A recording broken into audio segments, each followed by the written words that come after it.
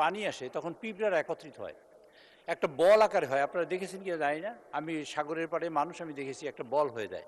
তা নিচে যে পিঁপড়াটা পড়ে সেটা আবার উপরে উঠে উপরে পিঁপড়াটা নিচে যায়, এরকম তারা শ্বাস করতে করতে বেঁচে থাকে একটা বলের মতন। তারা কেউই মারা যায় না, সবাই বেঁচে থাকে।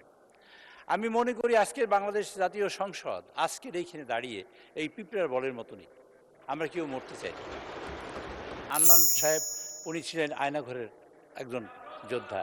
আর এইখানে যারা দেখেন যত মানুষ এইখানে আছেন, যত সদস্য এখানে আছেন এবং সামনে এবং পিছনে জেল খাটে নাই, মামলার শিকার হয় না এমন কোনো মানুষ এখানে এই সংসদে আসে নাই। মাননীয় স্পিকার,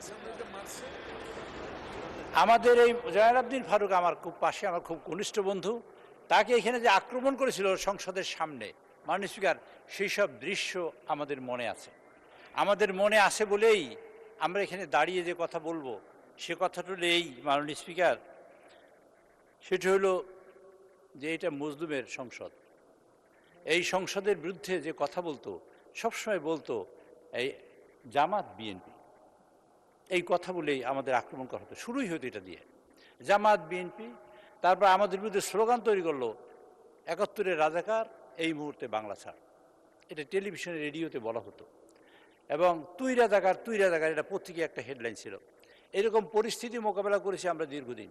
আমরা ঐক্যবদ্ধ থাকার চেষ্টা করেছি, কোনো দোষারোপের নয় বিষয়। ঐক্যবদ্ধ থাকার চেষ্টা করেছি বিপদ থেকে বাঁচার জন্য।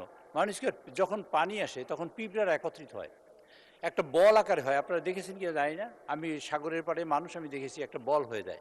তা নিচে যে পিঁপড়াটা পড়ে সেটা আবার উপরে উঠে উপরে পিঁপড়াটা নিচে যায়, এরকম তারা শ্বাস করতে করতে বেঁচে থাকে একটা বলের মতন। তারা কেউই মারা যায় না, সবাই বেঁচে থাকে। আমি মনে করি আজকের বাংলাদেশ জাতীয় সংসদ আজকের এইখানে দাঁড়িয়ে এই পিঁপড়ার বলের মতনই, আমরা কেউ মরতে চাই, আমরা বাঁচতে চাই সবাই মিলে, আমরা বাঁচতে চাই দেশ।